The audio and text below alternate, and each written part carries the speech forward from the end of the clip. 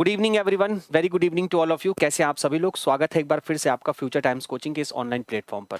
जी हाँ, letter series का पहला वीडियो मैंने आपको दिया था और मैंने उसमें आपको एक पॉइंट ही समझा दिया था कि जब आपके पास रूल बेस्ड क्वेश्चन आते हैं तो आप उनको कैसे सॉल्व करते हैं।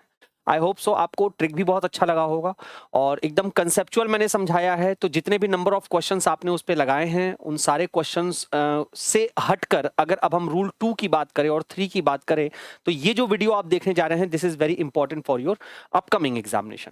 अच्छा, इससे पहले मैं आपको बता दूं कि जो भी बच्चे लेटर सीरीज का फर्स्ट पार्ट देखे थे, अगर उन्होंने क्वेश्चन लगाए होंगे या उनके पास क्वेश्चन की कमी होगी तो वो सीधे सीधे मेरे टेलीग्राम चैनल से जुड़ सकते हैं। That is rg@gautam। आप यहां से चैनल पे टेलीग्राम लिंक से जुड़ जाइएगा, ठीक है।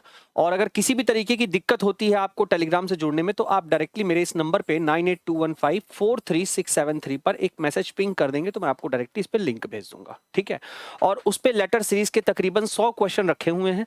उन सारे क्वेश्चंस को लगाइए, सारे रूल पर और सारे ही नियमों पर मिलाकर आपका लेटर सीरीज का वो पीडीएफ आपको मैंने अपलोड करके दिया हुआ है, ठीक है। तो आप उन सारे क्वेश्चन को अगर लगा लेते हैं तो जो भी एग्जाम्स आपके अपकमिंग ईयर में या अपकमिंग मंथ में आने वाले हैं उन सारे एग्जाम्स में आपके उस लेटर सीरीज पार्ट से क्वेश्चंस फंसना स्टार्ट हो जाएंगे, ठीक है। तो आज हम लोग बात करेंगे इसमें दो सेगमेंट के बारे में। पहला तो बहुत इजी सा सेगमेंट है और दूसरा सेगमेंट थोड़ा सा डिफिकल्ट है क्योंकि वो लेटर सीरीज का एक लॉजिकल थिंकिंग कहलाता है, जहां पर आप नियमों से हटकर, जहां पर आप तुक्का लगाने से हटकर सीधे सीधे लॉजिकल थिंकिंग की बात करते हो। तो अगर मैं लेटर सीरीज के बारे में बात करूं तो मैंने आपको पहले ही बताया था कि इसको मैंने 3 पार्ट में डिवाइड किया है। रूल बेस्ड का पहला वीडियो मैंने आपको दे दिया है। आज हम लोग थोड़ा सा लॉजिक बेस पर और थोड़ा सा मीनिंगफुल वर्ड्स के बेस पर क्वेश्चन की बात करेंगे। तो सबसे पहले मैं उठाता हूं कि मीनिंगफुल वर्ड बेस पर जो क्वेश्चन आते हैं वो किस तरीके के लेटर सीरीज में होते हैं। देखो, बहुत साधारण सा कॉन्सेप्ट है।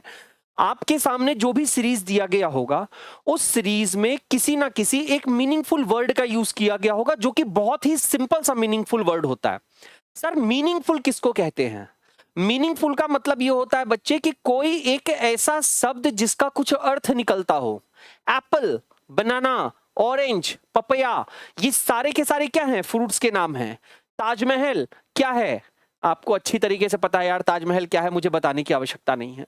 तो अगर मैं मीनिंगफुल वर्ड के बारे में बात करूं तो जल्दी से गेस करके बताओ what the person is thinking about the word. किस शब्द के बारे में ये पर्सन सोच रहा है? जल्दी बताइए, गेस करिए बच्चे। बहुत सिंपल सा शब्द है, जल्दी बताओ कि ये जो पर्सन है ये किस चीज के बारे में सोच रहा है। कौन सा वर्ड बन सकता है माय डियर? कौन सा वर्ड बन सकता है यार? एकदम सिंपल सा है। आप MANGO लिखो, आप MANGO लिखो और सीधा सीधा आंसर लिखो। Sir, AMO will be the right answer. बहुत सिंपल सा था सर। नेक्स्ट के लिए तैयार हो? नेक्स्ट के लिए गेस करने के लिए तैयार हो? जी हाँ, ऐसे भी क्वेश्चन आपके सामने सीरीज में आते हैं। जल्दी से गेस करके बताओ कौन सा शब्द बन सकता है।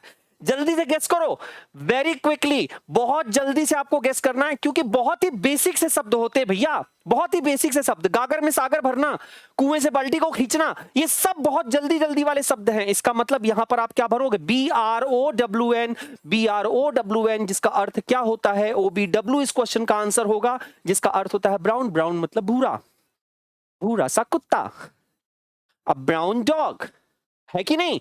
तो जो भी शब्द हो उनके ऊपर क्विकली सोचने की कोशिश करेगा। 007 James bond is thinking about that. Brown हो चुका है सर। सर, ये क्वेश्चन हो चुका है। Now what the word is saying, ये CGL 2013 में आया क्वेश्चन है मेरे भाई।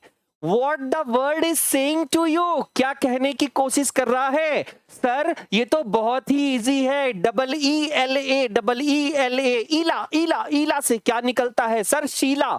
बहुत सिंपल सा था सर, ये तो बहुत सिंपल सा था। जी हाँ, we are talking about the cute Sheela के बारे में हम लोग बात कर रहे हैं। ये वर्ड है आपका क्या? शीला, SHEELA और SHEELA। तो आपका आंसर क्या हो जाएगा? EEH का। आपका आंसर क्या हो जाएगा? EEH का। बहुत सिंपल है और विश्वास मानो इन्हीं से क्वेश्चन आते हैं। बस अगर मैं थोड़ा सा डिफिकल्ट बनाने की कोशिश करूं तो आप जल्दी से सोचकर बताओ कि इस वर्ड से क्या बन सकता है। क्या बन सकता है मेरे भाई? जल्दी सोचो यार, क्या बन सकता है? CR। देखो, 12th तक पढ़े हो ना, तो कोई भी ऐसा वर्ड नहीं आएगा जो 12th स्टैंडर्ड से ऊपर का हो। अगर 12th तक आपने इंग्लिश पढ़ी है, चलो खैर नहीं पढ़ी है इंग्लिश आपने 12th तक, 10th तक इंग्लिश पढ़ी है ना? 10 तक भी इंग्लिश नहीं पढ़ी है, चलो 8 तक पढ़ी है ना? सर 8 तक भी इंग्लिश नहीं पढ़े, भैया पढ़ाई मत करो अब इसका मतलब, तब तो पढ़ाई मत ही करो तो ज्यादा अच्छा है। सिंपल सा वर्ड है ये, क्या credible, CREDIBLE, credible, credible sir, ED इस क्वेश्चन का आंसर होगा। और इसका आप मुझे कमेंट बॉक्स में लिखकर बताइएगा कि सर ये क्या वर्ड है, और देखने पे ही लग रहा है, आप देखने पर ही कह सकते हो सर BOMB, फटाफट मुंह से ही आवाज निकलती है, ओम्ब ओम्ब ओम्ब, तो बन गया क्या बॉम्ब, बन गया क्या बॉम्ब, BOMB नहीं सर, बॉम्ब नहीं बनेगा। ये बेटा मेरे ख्याल से लगता है कुछ मिसप्रिंट है, यहां पर बी होना चाहिए, क्योंकि BOMB बन गया, BLAST ब्लास्ट बन गया, फिर BOMB बन गया तो BLAST बन जाएगा, BLAST बन जाएगा। इसका मतलब आंसर क्या होना चाहिए था, दैट इज BABBB और T। ये आपके क्वेश्चन का क्या बनेगा, आंसर बनेगा। मीनिंगफुल वर्ड पर ऐसे ही आपके सीरीज के क्वेश्चन बनते हैं। और अब अगर मैं बात करूं बॉम्ब ब्लास्ट के बाद, अब अगर मैं बात करूं तो this is your homework, this is your homework. आप इसको कमेंट बॉक्स में जरूर लिखकर बताइएगा कि ऐसे मीनिंगफुल वर्ड का आंसर क्या होगा, क्या बना सकते हो आप। ये मैंने अपनी तरफ से आपको एक होमवर्क दिया, राइट। अच्छा, अब मैं बात करता हूं कि जब आपके पास लॉजिकल आता है, ठीक है, जब आपके पास लॉजिकल बेस सीरीज आते हैं तो हम इनको कैसे सॉल्व करते हैं। ये तीसरा पार्ट है सीरीज का, जिसको पढ़ने के बाद आपका ये सीरीज चैप्टर भी कंप्लीट होता है। और यहां से इतना करने के बाद आप एग्जाम में बैठोगे तो आपको सीरीज के क्वेश्चन मिल जाएंगे। ये पार्ट थोड़ा सा डिफिकल्ट है, ये पार्ट थोड़ा सा डिफिकल्ट है मेरे भाई। मेरे भाई जरा सोचो, जितना हीरा को तराशा जाएगा उसमें निखरता उतनी ही आएगी।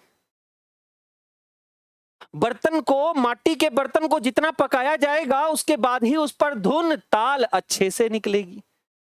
मेरी बात को समझ रहे हो ना। तो इसका मतलब यह है कि जब आपके सामने ना तो रूल 1 से क्वेश्चन लगे, ना तो रूल 1 से, यानी जो सबसे पहली वीडियो आपने देखी है, ना तो उससे लगे, ना ही कोई मीनिंगफुल वर्ड बने, ना ही कोई मीनिंगफुल वर्ड यानी कोई अर्थपूर्ण शब्द बने, सर तब क्या करेंगे हम। जरा ध्यान से देखिए, इस पूरे सीरीज को जरा ध्यान से देखिए। यहां पर आपको लास्ट में क्या दिखाई दे रहा है सर, ABAB दिखाई दे रहा है। क्या दिखाई दे रहा है सर, ABAB दिखाई दे रहा है। पहले तो बच्चे जहां जहां भी ABAB आप भर सकते हो वहां पर ABAB भर लो।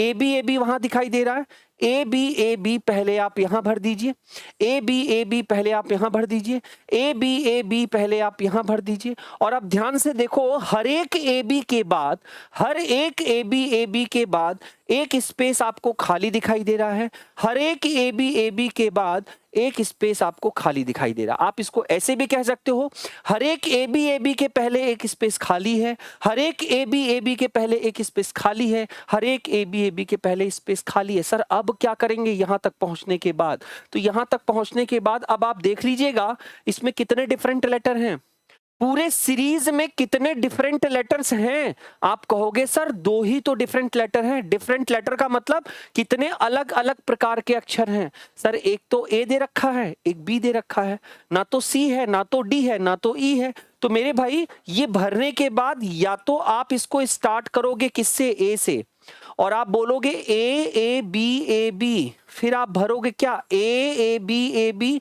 और फिर आप भरोगे क्या AABAB। या तो आपका आंसर क्या होगा, AAABA का होगा, या तो ऑप्शन में ये गिवन होगा, और या फिर ऑप्शन में आपको दूसरा ऑप्शन क्या गिवन होगा वो भी मैं बता दे रहा हूं, वो भी मैं आपको बता दे रहा हूं कि दूसरा ऑप्शन भरने के लिए आप क्या करोगे। दूसरा ऑप्शन भरने के लिए आप यहां क्या करोगे, भाई इस A को हटा दो, इस A को हटा दो, इस A को हटा दो। दूसरा डिफरेंट लेटर कौन सा है, B, तो या तो B रख दीजिए, B रख दीजिए, B रख दीजिए, और दूसरा ऑप्शन बना लीजिए BABBB। या तो BABBB का ऑप्शन बन जाएगा, या तो AAABA का आंसर बन जाएगा। इन दोनों के अलावा अब कोई इसका आंसर नहीं हो सकता है।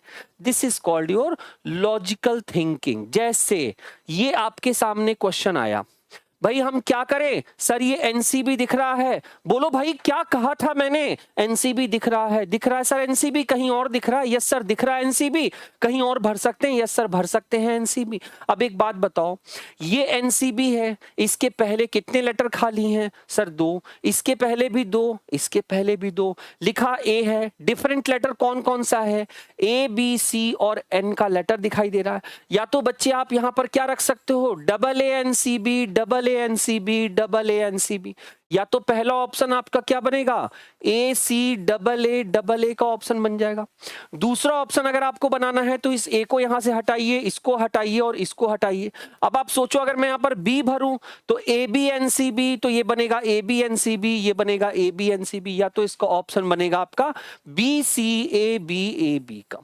इस तरीके से आप सी से भी बना सकते हो, इस तरीके से आप एन से भी बना सकते हो। लेकिन एक बात याद रखिएगा कि जो एनसीबी यहां पर रिपीट हो गया है, जो एनसीबी यहां पर रिपीट हो गया है, वो एनसीबी मतलब ना तो एन का प्रयोग करेगा ना ही सी का प्रयोग करेगा, या तो ये ए पर बनाएगा या तो ये बी पर बनाएगा। लॉजिकल थिंकिंग में ऐसे ही क्वेश्चन आते हैं आपके पास। अच्छा थर्ड सर ये क्या है, अब देखो ये सबसे परे हटकर क्वेश्चन है, एकदम हटके क्वेश्चन है। क्या है सर, एसीबी। अच्छा बताओ कोई इसमें आपका रूल 1 लगेगा, आप लगा के देख लेना, नहीं लगेगा। क्या सर कोई मीनिंगफुल वर्ड बन रहा है, नहीं बनेगा, बनाकर देख लेना। तो सर फिर क्या करें, लॉजिकल थिंकिंग बच्चे, ये 1 है, ये 3 है, ये 2 है, ये 3 है, ये 5 है और ये 6 है, ये सारे के सारे अल्फाबेट की वैल्यू है।